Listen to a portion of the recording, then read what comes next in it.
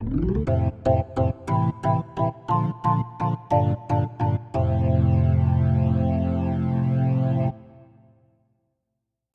my fellow minor league nerds, and welcome to part 2 of our franchise history series look at the history of professional baseball in Utica, New York. This episode will cover from 1939 up to today. Be sure to check out part 1, which covers from 1878 until 1924 if you haven't done so already. Utica had been without professional baseball since August 1st, 1924, when the Utica Utes of the New York-Pennsylvania League, today's Eastern League, were returned to the league due to severe financial losses by the owners. At the time, they held a 24-54 record. Before the start of the 1939 baseball season, Amby McConnell, who recently purchased the Auburn Boulets of the Class C Canadian American League, relocated them to Utica, naming them the Braves, affiliating with the Boston Bees of the National League. McConnell was a former ball player who played over 19 seasons, 4 of which were in the major leagues for both the Boston Red Sox and the Chicago White Sox. They weren't a good ball club that first season, finishing in last place with a 45-78 record, but the people of Utica proved they were starved for professional baseball when 105,394 showed up to see them play, nearly 48,000 more than the next team, the Rome Colonels. At the time, Utica had a population of around 100,000. In 1940, they played as an independent team, finishing in 4th place with a 69-56 record, which was good enough for a playoff spot. They were eliminated in the first round by the Gloverstown-Johnstown Glovers, 4-1. Once again, they led the Canadian American League in attendance, drawing 89,669, which was over 47,000 more than the next club, the Amsterdam Rugmakers. In 1941, they affiliated with the Detroit Tigers of the American League, but retained the Braves name. They fell to last place, finishing 45-79, with their attendance dropping to 51,000, which, again, was the most in the league. In 1942, they affiliated with the Class A Springfield Rifles of the Eastern League and finished in 3rd place with a 66-54 record, once again qualifying for the playoffs, where they once again were knocked out in the first round, this time by the Oneonta Indians in 5 games. After Amby McConnell passed away in 1942, his wife sold the club to the Philadelphia Phillies of the National League. The Phillies, who had been affiliated with the Williamsport Grays in the Class A Eastern League, ended that affiliation and moved the Utica Braves up 2 levels to the Eastern League for the 1943 season. The jump from Class C to A was significant, though being affiliated with the Phillies at the time did not offer significant promise for local fans. The Philly system was not deep and struggled to develop talent. From 1943 to 1947, the Phillies touted an unimpressive .393 winning percentage with 302 wins against 467 losses. For some reason, the team retained their Braves name during their first season under Philadelphia's ownership. It was an abysmal season that saw them finish in last place with a 37-101 record. Former Major Leaguer Wally Schang, who spent 19 seasons in the American League with Philadelphia, Boston, New York, St. Louis, and Detroit, managed them for that one season. He won the World Series in 1917 with Philadelphia. Utica was his 7th stop in 7 seasons managing in the minors.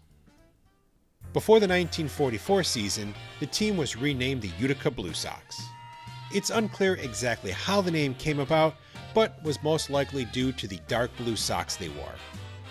Their uniforms included a navy blue cap with a white block letter U.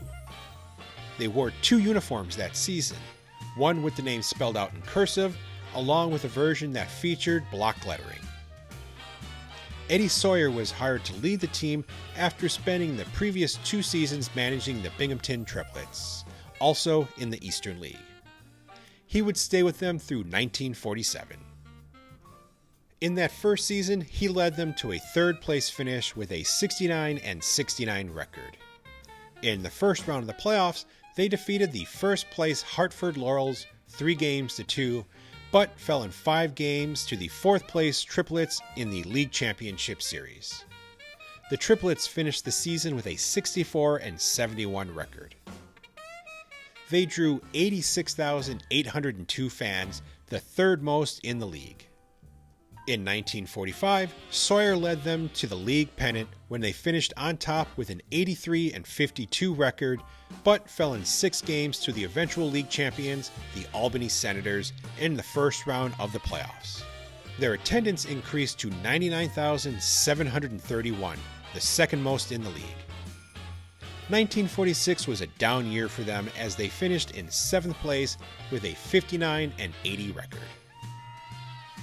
They drew well, seeing 93,822 fans show up, but it was the 6th best in the league, with 4 of the 8 teams in the Eastern League drawing well over 100,000.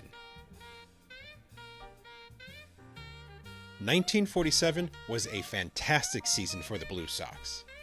The Phillies showed they were committed to improving the team by stockpiling it with their top prospects, which included Stan Lapata, Putsy Caballero, Bob Chicalis, Vance Dings, Bill Lynn, Granny Hamner, and future Hall of Famer Richie Ashburn.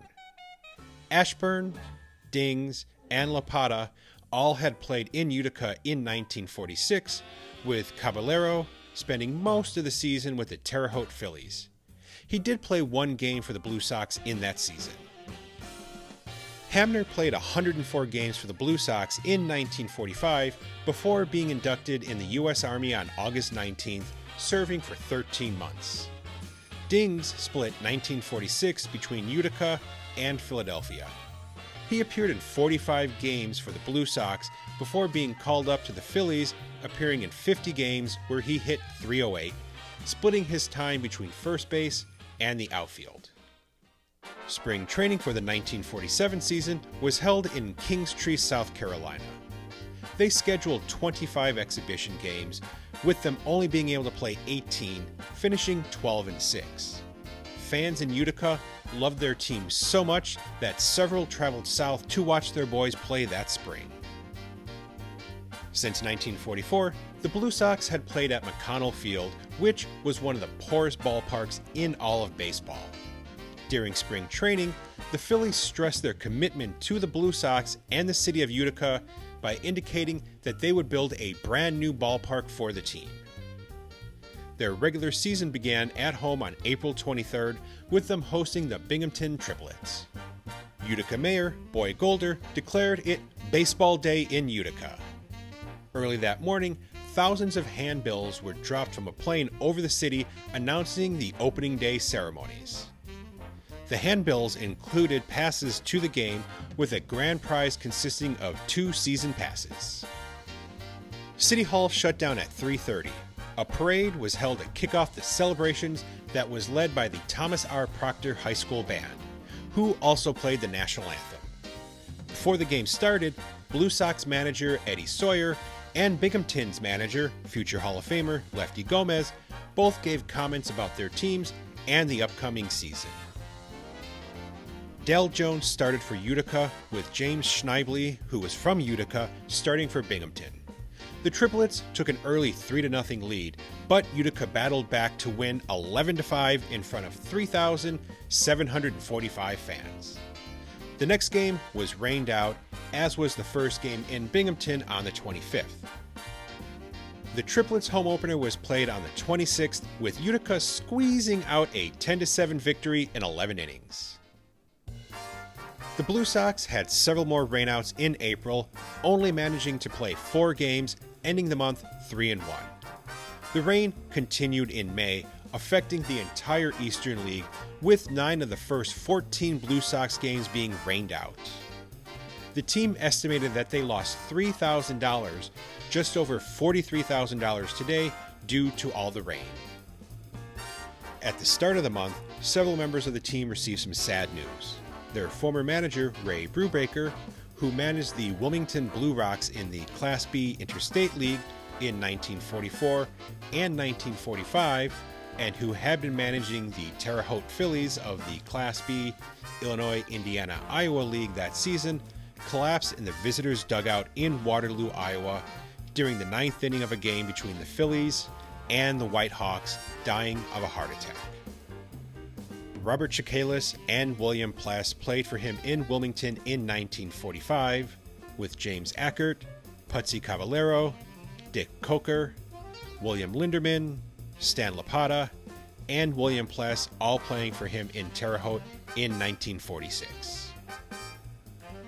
After going 7 days without playing a game, they were finally able to play a doubleheader, splitting it with Scranton. Dick Coker made his debut with the team in Game 1, winning 6-4. He helped himself by hitting a 3-run homer to break up a tie game. Lou Posel made his debut for the Blue Sox in Game 2, winning 9-2. 6 of their next 12 games after that doubleheader were rained out. After just over a month through the season, they found themselves in 6th place with a 9-11 record. They had just lost 3 straight games to the Hartford Chiefs, being outscored 24-11. After the second game in that series, which saw them lose 12-2, manager Eddie Sawyer had an incident with a fan who threw a beer at him after the game. Sawyer responded by punching the fan in the jaw.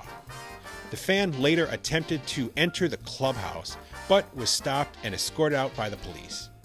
Neither man faced any charges. They ended May with a 3-game series in Binghamton, with the first game against the Triplets being rained out. The two teams split the scheduled doubleheader the next day, with the Triplets taking the first game 3-2 and the Blue Sox winning the second 8-3. They ended the month in 4th place with a 14-13 record.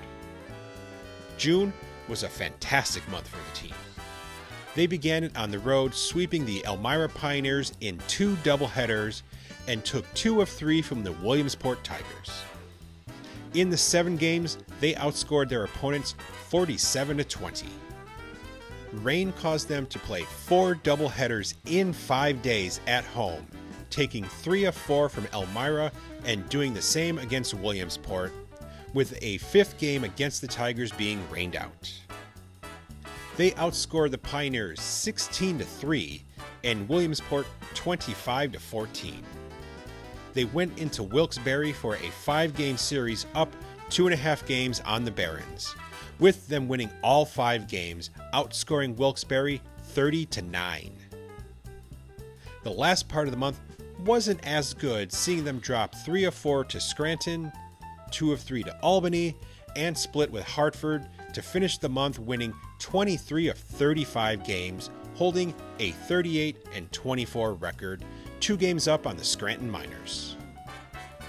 During a game in Albany on June 25th, the only one of the 3 that the Blue Sox won, an unusual situation took place. In the 3rd inning, Albany shortstop Vic Barnhart was called out on strikes by home plate umpire Len Toff, which Barnhart vigorously disagreed with. He began pushing Toff around and was immediately ejected from the game, but that did not stop him from going after Toff. Base umpire Jim Sullivan ran in to settle things down, and in a moment, he and Barnhart were throwing punches. Players from both teams intervened, holding back Sullivan, with fellow senators walking him off the field. After the game, both men apologized for their actions. League President Thomas Richardson suspended both men immediately. After a hearing, both were each fined $50, about $719 today, with Barnhart being suspended for 10 games and Sullivan's suspension being lifted. July saw Utica go 20-9, ending the month with a 58-33 record. Due to all the postponements during the season, they played 23 games in 16 days in August, winning 18 of them. They played 6 games in 3 days at Elmira, winning 5. In the last game of the series, Stan Lapata hit a 459-foot home run in the 5th inning.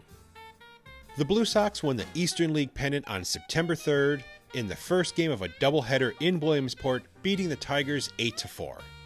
They lost the second game 12-2. As the pennant winners, they were awarded the Gannett Trophy. They ended the season with a 90-48 record, 10 games up on the Albany Senators. They went 16-4 against Elmira, 15-5 against Williamsport, 14-6 against both Wilkes-Barre and Binghamton, 12-8 versus Hartford, 11-9 versus Scranton, with the only team they had a losing record against being the Albany Senators, where they went 8-10. Richie Ashburn finished in second in batting behind Joe Tipton of the Wilkes-Barre Barons, hitting .362. Bill Glynn led the Blue Sox with 16 homers.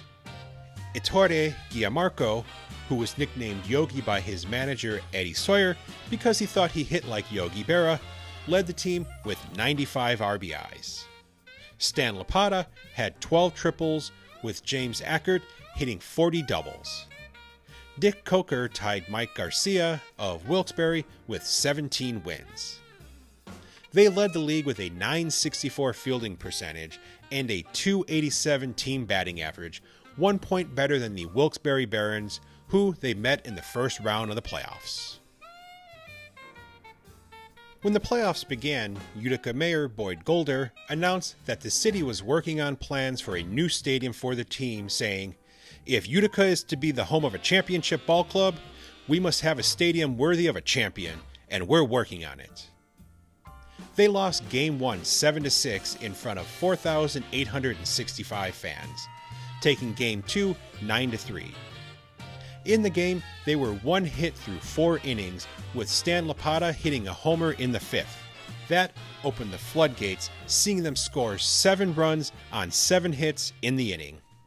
Game 3 saw the series switch to Artillery Park in Wilkes-Barre, with Utica winning 9-2 and then taking Game 4 11-2.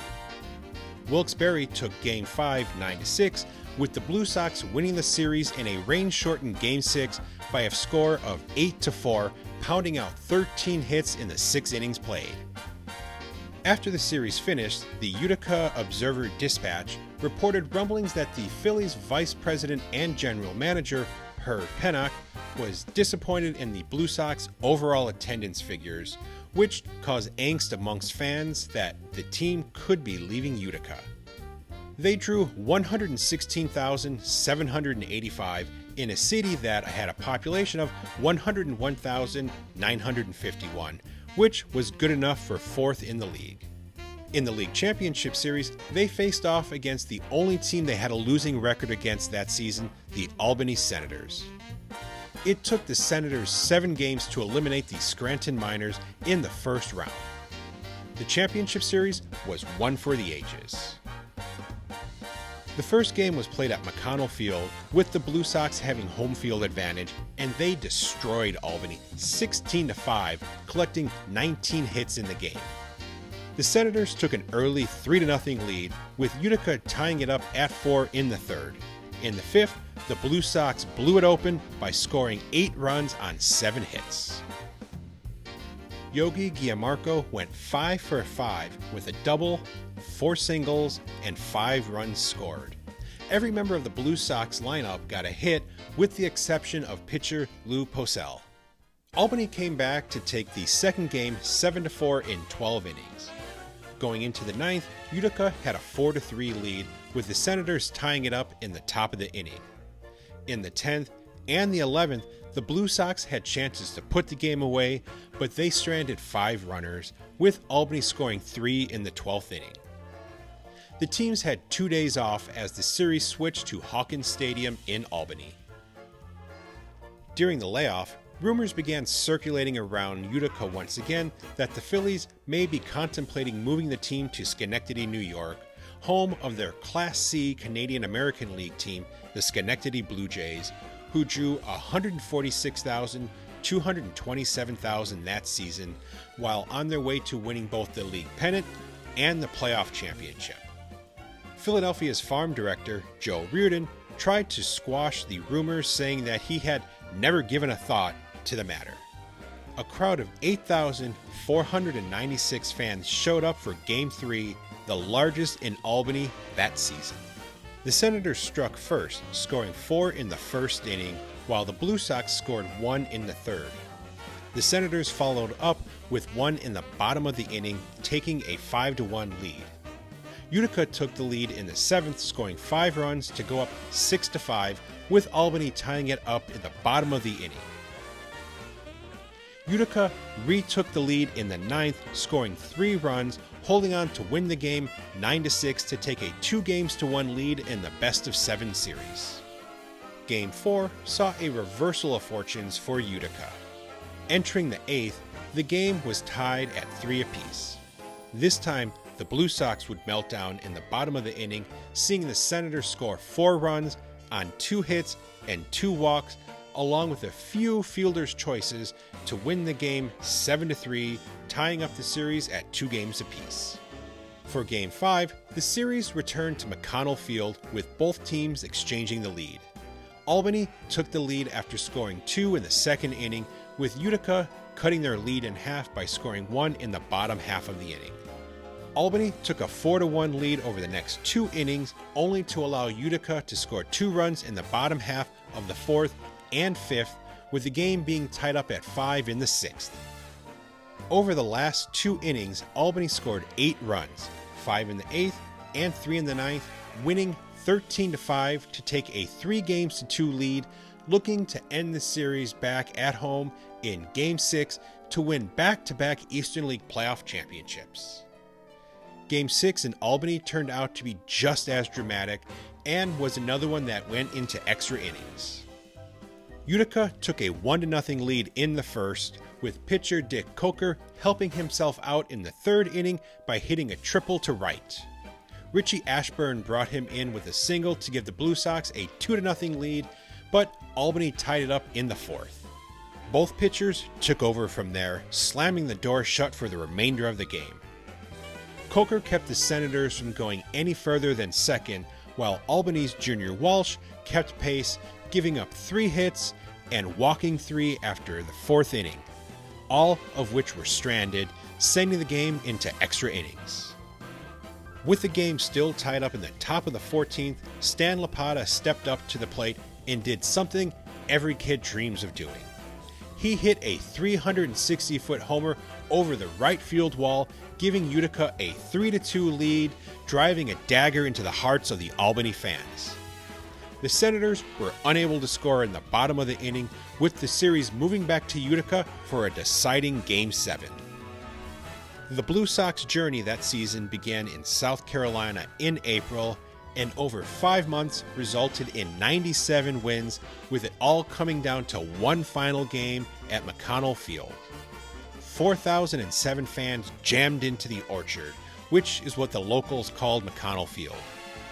Lou Purcell, who went 15-7 in 31 starts that season, took the mound for Utica, while Ori Arnson got the start for Albany. The Senators struck first, taking a 1-0 lead in the 4th inning. Utica tied it up in the bottom half of the inning, with Albany taking a 2-1 lead in the 6th, only to have Utica tie it back up again in the bottom half of the inning. In the bottom of the 8th, Utica's Jim Ackeret led the inning off with a double to left. He was advanced to third by William Glynn, who flew out to right field. In the bottom of the 8th, Utica's Jim Ackeret led off the inning with a double to left. He was advanced to third by William Glynn, who flew out to right field. Both Yogi Giammarco and Vince Dings were intentionally walked, with the Senators looking to set up a double play. Putsy Caballero came up to bat and smoked a ball to Vic Barnhart, who bobbled it, allowing Ackeret to score. Stan Lapata then singled, bringing in Giammarco and Dings to give Utica a 5-2 lead, forcing Arnson out of the game, with him being replaced by Fred Clements. He allowed Caballero to score on a Lou Purcell pop-up. The inning ended with Utica up 6-2. Purcell went out in the top of the 9th looking to finish out the game. He got Don Mano to fly out to Giammarco. Stan Masgay came up next, grounding out, with Purcell striking out Earl Turner to give Utica its first championship since 1912. Fans went wild, raining seat cushions down on the field as the Blue Sox celebrated by carrying Purcell, who only gave up 3 hits, from the field on their shoulders. The team was given a check for $5,015.72, roughly $72,152 today, to split 22 ways. They were also given an additional $2,000, about $28,770 in 2025, for winning the pennant, as well as a $300 bonus, just over $4,300 today, for their performance. As the runners-up, Albany received $2,057.86, just over $36,000 today. Between the two cities, the series drew 29,824 fans, resulting in each team receiving $7,968.70 in gate receipts, which equals to over $114,600 today. Stan Lapata was named the Eastern League MVP, finishing the season with a .325 average, 123 hits, 20 doubles, 13 triples, 9 homers, and a .519 slugging percentage. The Blue Sox were the top defensive team in the league with a .965 fielding percentage. Their 185 errors in 5,197 chances was the lowest in the league. Eddie Sawyer was named the Eastern League Manager of the Year and was rewarded by being promoted to the AAA Toronto Maple Leafs of the International League for the 1948 season. Even with all the success for the Blue Sox on the field, it turned out to be true that executives in Philadelphia, who remember owned the team, were not happy with the numbers at the gate. In a piece that appeared in the Utica papers after the season was over, their disappointment was made clear. Quoting here, "The 1947 Blue Sox attendance, which was 110,000, proved disappointing to Herb Pennock, Vice President and General Manager of the Phillies." In a letter to the Utica sports writers, Pennock commented, "Of course we are disappointed in the attendance this year. We felt that Utica was given not only a good team, but one that would be most interesting to the fans of your city. Apparently, the club was not appreciated by a great number of fans." 4 members of the 1947 Utica Blue Sox, as well as manager Eddie Sawyer, would be members of the 1950 Philadelphia Whiz Kids team, who brought Philadelphia a National League pennant to the city for the first time since 1915. The players included Richie Ashburn, who played for the Phillies from 1948 to 1959, with him being elected to the Hall of Fame in 1995. Putsy Caballero, who played with the team through 1952. Granny Hamner, who played for the Phillies through 1959, and Stan Lapata, who was in Philadelphia until 1958. Unfortunately, the Whiz Kids were swept in 4 games by the Yankees. As mentioned earlier, for the 1948, manager Eddie Sawyer was promoted to the Toronto Maple Leafs of the International League. He would stay with them for 155 games, leading them to a 78-76 record before being promoted to the big league club, replacing Ben Chapman. In his 63 games with the Phillies, the team went 23-40. Dick Porter, who spent 22 seasons playing pro ball, 6 of which were in the majors with Cleveland and the Boston Red Sox, replaced Sawyer in Utica. He was promoted to Toronto on July 25th after Sawyer went up to Philadelphia, with Pat Colgan, who was managing the Terre Haute Phillies in the Illinois, Indiana, Iowa League, being promoted to Utica. Under Porter and Colgan, the Blue Sox finished 3rd with an 83-56 record and drew 118,695 fans, the 4th most in the league. Unfortunately, though, those fans were disappointed as they were knocked out in the first round of the playoffs by the pennant-winning Scranton Red Sox in 5 games. Scranton went on to win the league championship that season. Colgan returned in 1949, leading the Blue Sox to a last-place finish with a 51-89 record. Their attendance dropped to 72,689, the lowest in the Eastern League. they were one of 3 teams that drew less than 100,000. In 1950, they were managed by Lee Riley, who played 22 seasons of professional ball, but only played in 4 games for the 1944 Philadelphia Phillies, where he went 1 for 12. He was on the 1944 Blue Sox team, hitting .256 in 125 games, knocking in 70 RBIs. It was another disappointing season in Utica as the Blue Sox finished in 5th place with a 64-73 record, missing the postseason. Their attendance fell to 57,139, the second lowest in the Eastern League. Thanks to the growth of television, attendance was down across the league, with only Binghamton and Wilkes-Barre drawing over 100,000. The Phillies' promise to build a new stadium in Utica never came about, seeing only a few upgrades being made to McConnell Field. On December 7, 1950, it was announced that the Phillies were shifting their franchise to Schenectady, where they would take the Canadian American League team's name, the Blue Jays, breaking the hearts of fans in Utica. In the 8 seasons they were the Phillies' Eastern League affiliate, they only posted 3 winning records, having an overall record of .536 and .568. After the Blue Sox left, McConnell Field was eventually torn down to make way for a New York Thruway exit, and the city was left without a professional team for the next 27 years. In 1977, the short-season New York Penn League expanded from 6 to 10 teams, adding the Geneva Cubs, the Jamestown Expos, Little Falls Mets, and Utica Blue Jays. As you can probably guess, Utica affiliated with the new American League expansion team, the Toronto Blue Jays. They played at Moraine Field, which opened in 1976. This began Utica's longest continual run in professional baseball. In that first season, Toronto's first ever draft pick, Tom Gofina, as well as Jesse Barfield, who was selected in the 9th round, both played for the Blue Jays. They were managed by Dwayne Larson, who had a 5-year minor league career. He led them to a 43-28 second place finish in the Eastern Division, with only the 2 division winners qualifying for the postseason. Larson returned in 1978, leading them to another second place finish in the newly named Yawkey Division, with a 37-34 record. Their next 2 seasons saw them finish under 500 twice, going 25-41 in 1979 and 27-44 in 1980. Following the 1980 season, the Blue Jays pulled their affiliation from Utica, replacing it with a team in the rookie Gulf Coast League. Moraine Field was not in good condition.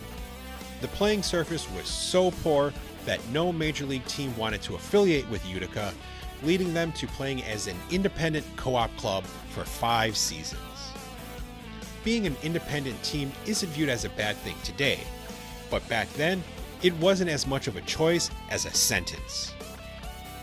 Being an independent club meant the team was responsible for finding most of its players instead of having them assigned by a parent club.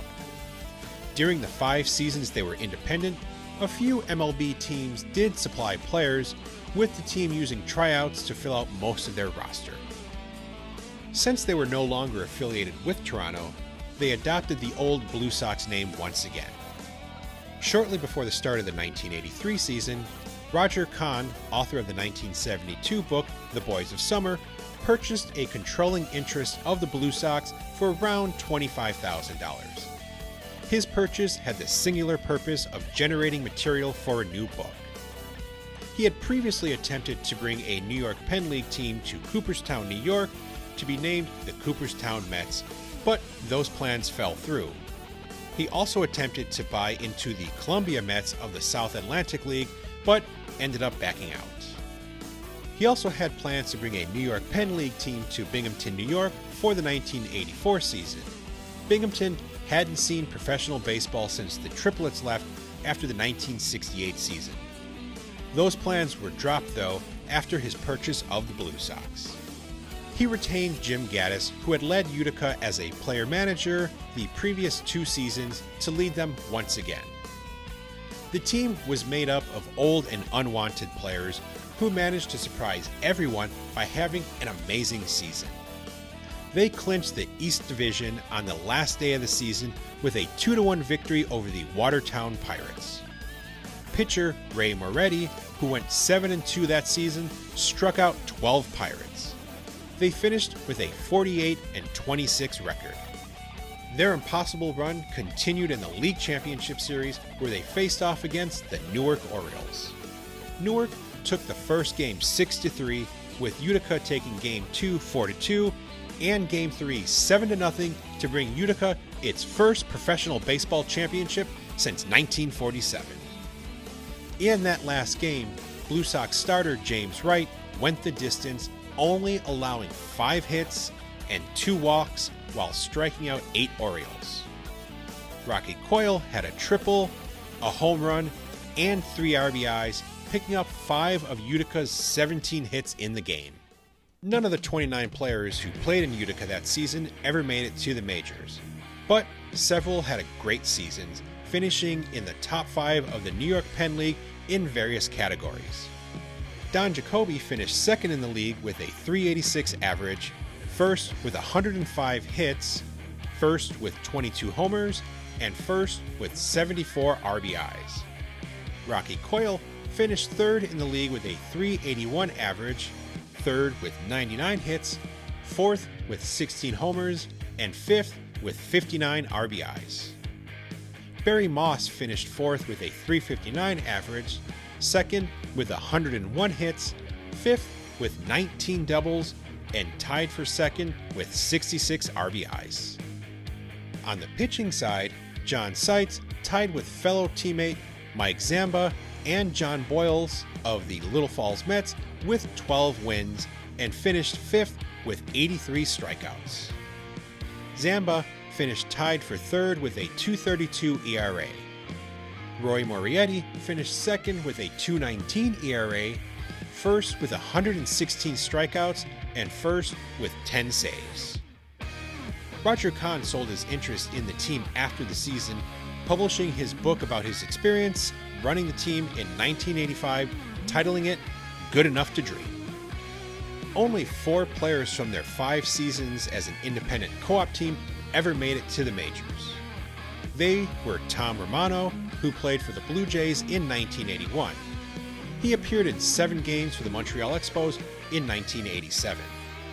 In 1985, Esteban Beltre played for Utica and later appeared in 186 games for the Chicago White Sox, Texas Rangers, and Boston Red Sox. Pitcher Sergio Valdez, who also played on that 1985 team, later appeared in 116 games in the majors with Montreal, Atlanta, Cleveland, Boston, and San Francisco. The most well-known player from this period, who also appeared on that 1985 team, is Hall of Famer Larry Walker, who was assigned to the club by the Montreal Expos, splitting his time between first and third. During that season, he was able to hit fastballs with no problem, but had issues with more sophisticated pitches, finishing with a .223 average, 2 homers, and 12 stolen bases. His manager that season, Ken Brett, who was less preoccupied with fielding a winning team than allowing his players the opportunity to experiment, kept Walker in the lineup due to his willingness to learn. Brett recalled that Walker was just so tough and marveled at his outstanding athleticism, freakish hand-to-eye coordination, and mental approach to the game. 1986 saw the Blue Sox rejoin the world of affiliated clubs as they teamed up with the owners of the 1940s Blue Sox team, the Philadelphia Phillies, for 2 seasons. Over the next 16 seasons, they would be affiliated with the Chicago White Sox, the Boston Red Sox, and the Florida Marlins. In their first season being affiliated with Florida in 1996, which came about to an affiliation swap with the Boston Red Sox, who moved the Marlins' former affiliate, the Elmira Pioneers, to Lowell, Massachusetts, where they became the Lowell Spinners, RIP, and the Marlins took over the Red Sox affiliate in Utica. The team was called the Blue Sox, as well as the Blue Marlins in the press. Baseball Reference and Stats Crew both list the teams as the Blue Sox, but Wikipedia lists them as the Blue Marlins. After their 1983 championship season, the team only made the postseason 2 more times, in 1992 and 1999, both times qualifying as the McNamara Division champions. They were knocked out in the first round of the playoffs in both seasons, first by the Geneva Cubs in 1992, and then the Hudson Valley Renegades in 1999. By the end of the 2001 season, Murnane Field was in need of major upgrades and renovations, which longtime team owner Robert Fowler was unable to make. He sold the team for a reported $3 million to Ripken Baseball on February 7, 2002. They were moved to Cal Ripken Jr.'s hometown of Aberdeen, Maryland, where they were renamed the Aberdeen Ironbirds. Notable players, other than those already mentioned that played for Utica during this incarnation of the team, include Andy Ashby, Miguel Cabrera, Adrian Gonzalez, Mike Cameron, and Ray Durham. From 1985 to 1990, Morgana Roberts, best known as Morgana the Kissing Bandit, was actually a minority shareholder of the team. Non-professional baseball returned to Utica in 2011 when the Utica Brewers joined the New York Collegiate Baseball League. In 2013, they moved over to the Perfect Game Collegiate Baseball League and were renamed the Utica Blue Sox in 2016. Pitcher Ryan Yarborough, who currently plays for the New York Yankees, played for the team in 2011, and Baltimore Orioles outfielder Cedric Mullins played for them in 2014. The team plays at Donovan Stadium at Murnane Field. Well, my fellow minor league nerds, that'll do it for the history of professional baseball in Utica, New York. If you didn't know already, we now have a store on TeePublic where you can order t-shirts, sweatshirts, caps, pins, buttons, bags, and pillows. Let the world know that you are also a major nerd for the minor leagues by picking up some swag. We'll leave a link to the store in the episode notes. And if you haven't done so already, be sure to like and subscribe to the YouTube channel or the podcast platform of your choice to be notified whenever a new episode is released. And until next time, stay safe and remember to never stop supporting minor league baseball and never stop learning about minor league baseball history.